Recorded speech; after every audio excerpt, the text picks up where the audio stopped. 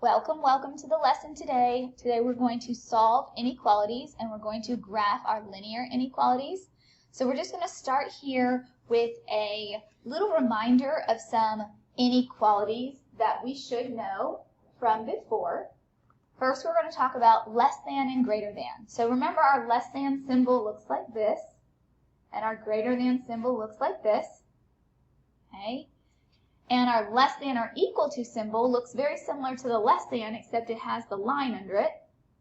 So less than or equal to. And this should say greater than or equal to is the one like the greater than with the or equal to line. Okay? When we were graphing inequalities on a number line, we would use two different kinds of circles. We would use an open circle and we would use a closed circle. So a closed circle would be something like this, where we color it in and it's a completely closed circle. While an open circle, an open circle, which would look like this. Okay? So we use a closed circle when we include the value. So when we include the value. So that would be greater than or equal to's and less than or equal to's. Okay, we're going to use the open circle when we do not include. So this is do not include. So that's going to be greater than's or less than's. Okay. So keeping that in mind, we're going to look at a couple examples.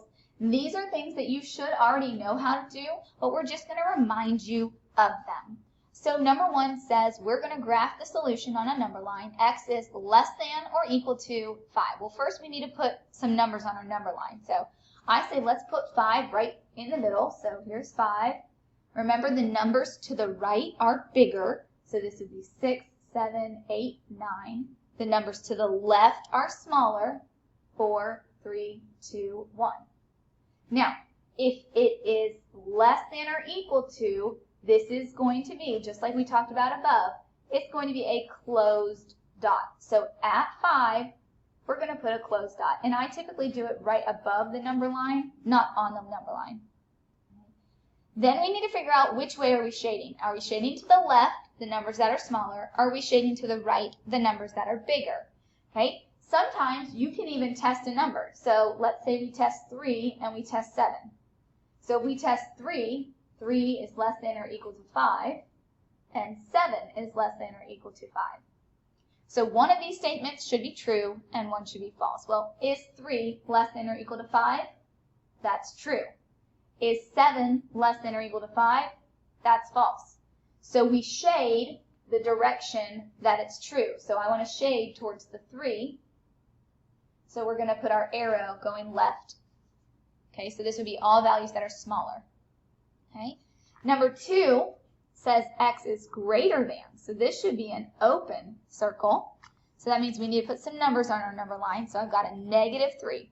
So if we put -3 in here in the middle, be very careful. Numbers to the right get bigger. So that'd be -2, -1, 0, and 1. But the numbers going left get smaller. So -4, -5. Sorry, that's a not very clean -5. -6 and -7.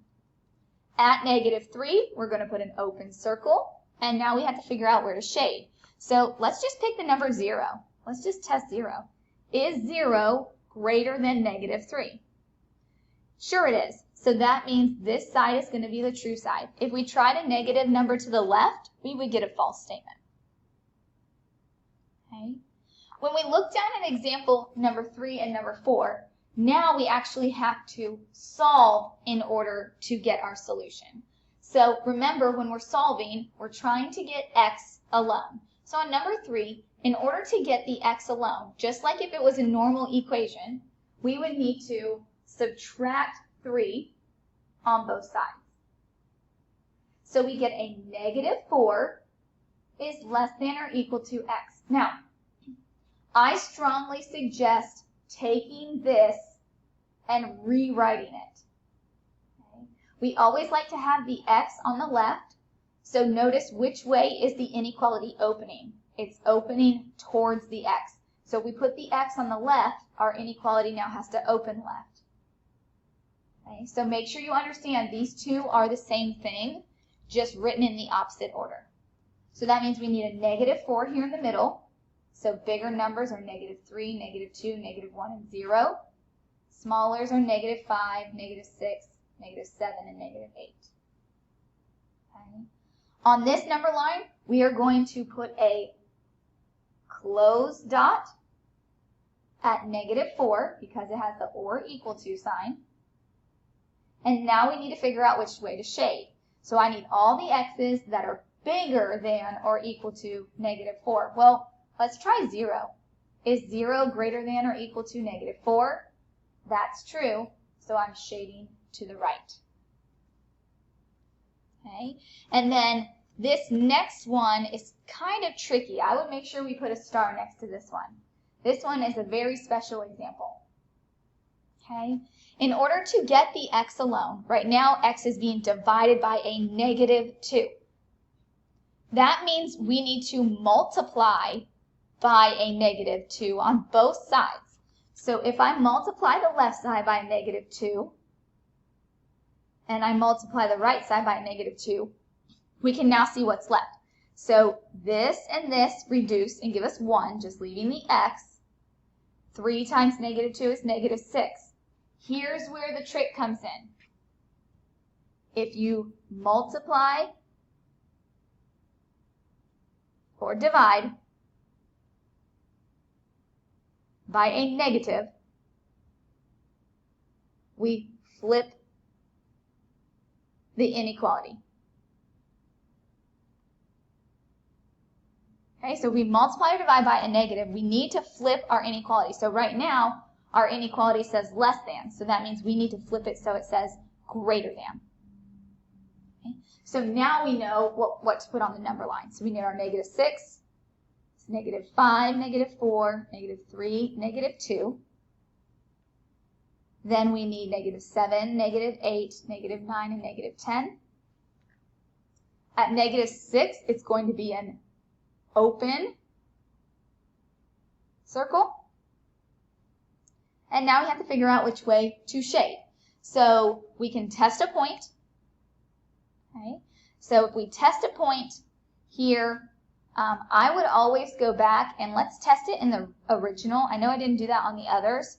Let's go back and test this. Because we changed something, we did this flip, let's make sure that we are getting the right thing. So let's take like -10. So we're going to test this number right here. So we're going to take -10 and divide by -2. And I want to see if it's less than 3. So this gives me 5. Is 5 less than 3? No. That means that this statement right here is false. So that means we are not shading to the left. So let's do a quick check of a number to the right. So let's choose like -4. Okay, so we've got -4 divided by -2 is less than 3. Well, is 2 less than 3? Well, yes, now that is true. So we should be shading to the right.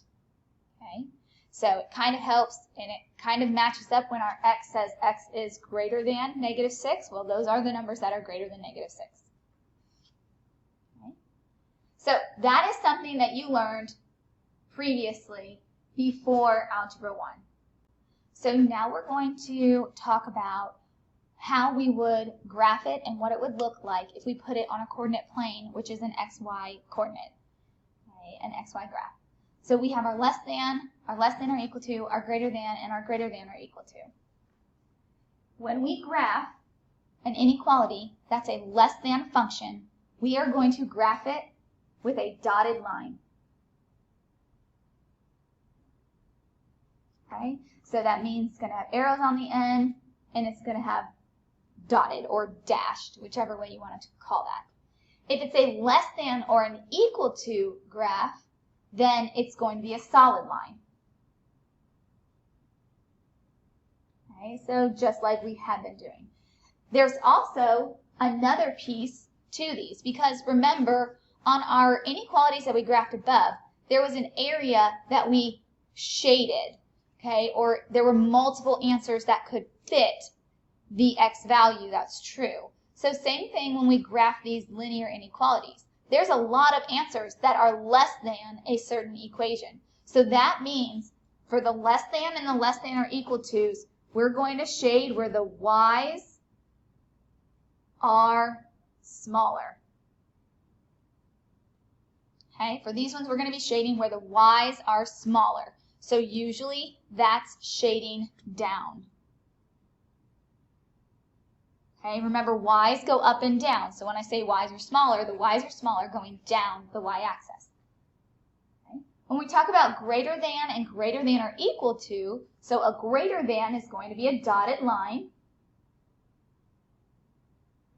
A greater than or equal to is going to be a solid line.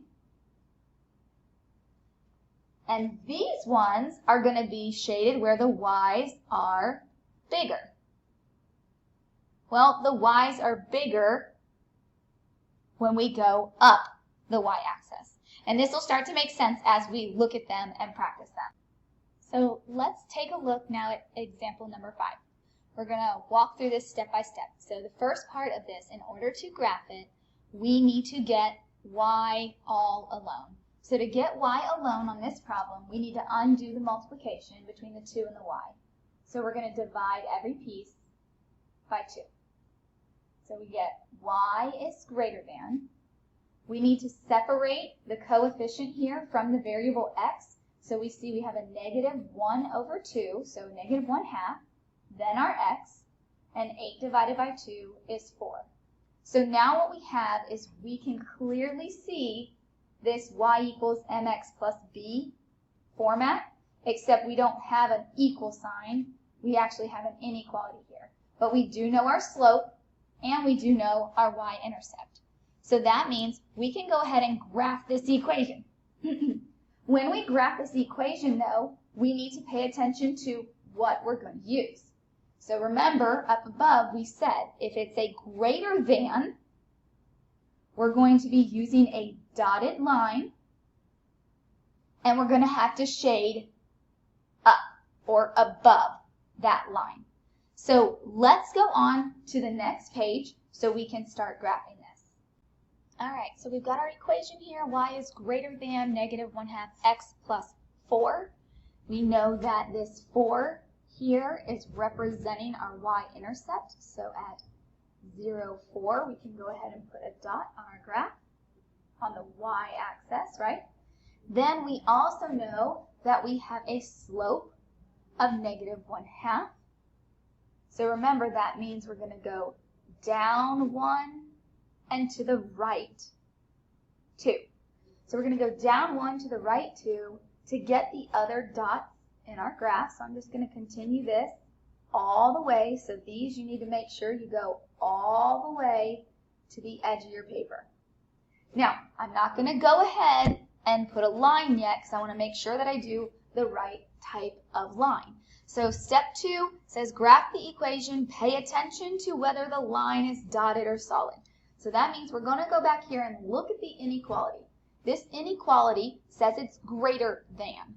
So remember, greater thans and less thans have dotted lines.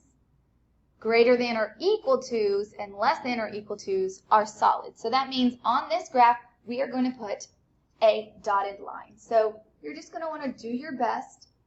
A dashed line connecting these dots with arrows on the end. Then we have to look, where are we going to shade? So these are y's are greater than. So I need the y's that are bigger. Well, look at your y's. Here's the y of 4. Are the bigger numbers above or below? They're above.